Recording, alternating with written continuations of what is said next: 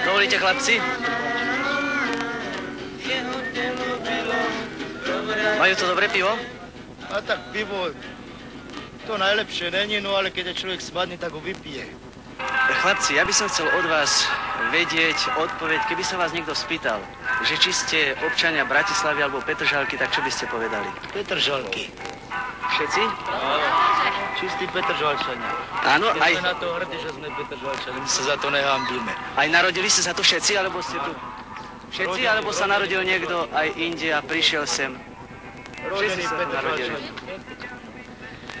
No dobre, ale ide tu o jednu takúto vec. Verejnosť hovorí, že Petržalka je sídlom alebo takým hniezdom chuligánov a vytržníkov. Čo vy na toto proste hovoríte? A tak není to docela tak, no.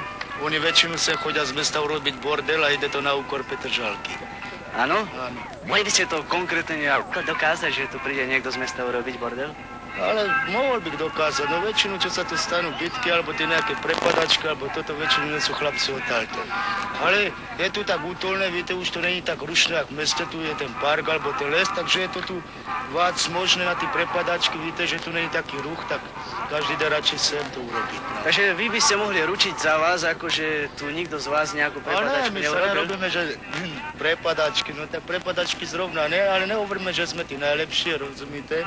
Sme veselí chlapci, mladí, ne? Každý máme, radi si zahráme na gitaru, zaspívame, no a si vypijeme to pivo, no a... Chlapci, o Petržalke sa hovorí ako o meste, alebo o obci budúcnosti, alebo o štvrte Bratislavy, no. Čo vy na to hovoríte, že napríklad Petržalka bude 100-tisícové mesto? A tak boli by sme radi, aby to bolo, ale kde už to bude? Už my budeme mať takú veľkú bradu. No a napríklad na terajší stav v Petržalke, ako sa pozeráte?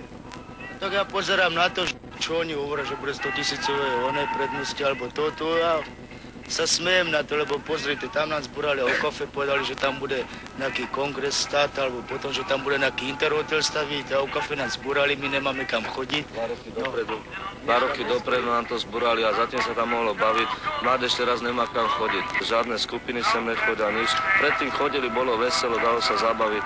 A teraz človek musí rozmýšľať, ten môže sa päť zabaviť.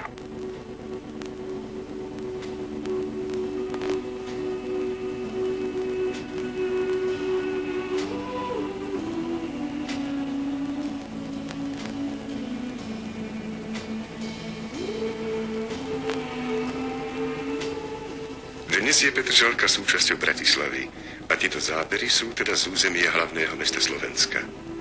Raz za deň prichádza cisterna s pitnou vodou. Petržalské studne majú vodu závadnú, lebo preniká do nich spodná voda.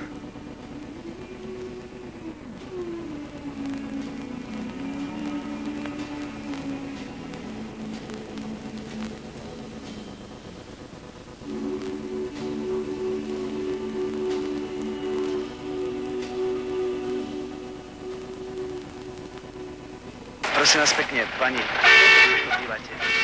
Byty, ktoré nie sú pre Bratislavu typické. Už dlho? No. Rokov koľko? Kolik rokov sa javí? Roky žádny. Maňa, koľko sme tu dlho?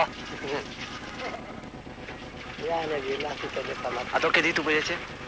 Dokiaľ neumrem. Takže už nemáte nádej, že budete bývať v lepších podmienkach? Nejakých lepších. Však mám dobrú maringotu, to mi stačí. Stačí vám to a v zime? Aj v zime tam budem. Áno? No, nechceli by ste radšej bývať v nejakom novom dome, ktorý sa tu postaví? Postaví sa tu mesto, ktoré bude mať 100 000. Slabo dostaneme byt. Za takí ľudí, že čakajú na byt a nemajú ho. Takže vy sa považujete za ženu, ktorá nečaká na byt? Ja keby mi teda čudy si vzala byť, čo by nie. Dajú mi voláky. No tak ja vám nemôžem dať, no ale... Ale proste kto mi dá teda byť? Nechceli by ste ani bývať v lepších podmienkach? Tak čo by nie, no však ale keď není, tak to musí stačiť, ne? Keď nie je nádeje? No tak, Ale prečo nie je tej nádeje? tak, ja viem, prečo nie. No, usilujete sa vy o to, aby ste dostali nový byt? Či sa usilujeme o byt? Nemáme žiadosť podanú na byt ešte. Manžel kde pracuje? V technických službách. V technických službách. Fajči, veď a my ho voláme Faječka. Áno. Ten hovorí, že sme čakali, že nám dá byt. A počakáme nikde nič. Už som koľko, ale pán Faječka, keď nám dá ten byt? Že však máme čas.